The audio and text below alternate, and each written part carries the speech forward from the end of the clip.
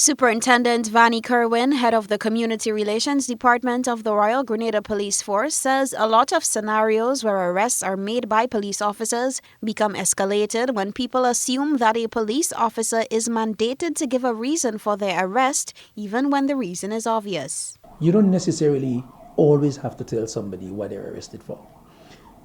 Sometimes you know, and I know why you're being arrested. If I'm a police officer in uniform, and you look me in the face and say, officer, and here comes the obscenities, and I say you've been under arrest, is there any doubt why I'm arresting you? There's no doubt here, because you know what you have just said. But it is always the practice that will let the subjects know what you're arrested for. It makes it clearer. It makes the process more compliant. So you see you're being arrested for obscene language, insulting language, possession of drugs. It is always good to see. But there are cases where you need not say that because it's glaring. There's nothing else I could be arresting you for but what you have just said.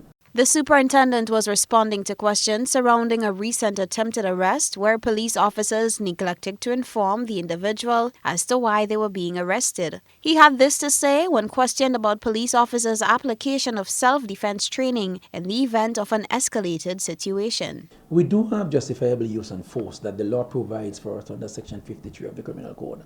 And as anybody else, police reserve the right to defend their person and other persons and other property.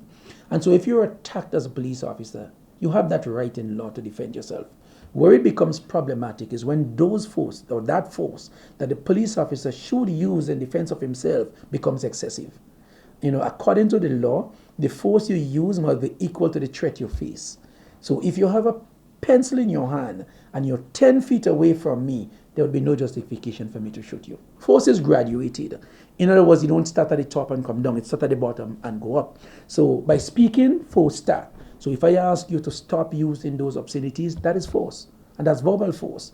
And if you continue to do more than just the force, I may want to arrest you. That's force. The police have come under fire in recent times about their conduct. The superintendent says there are ways and means which are not publicized that officers are penalized for their wrongdoings.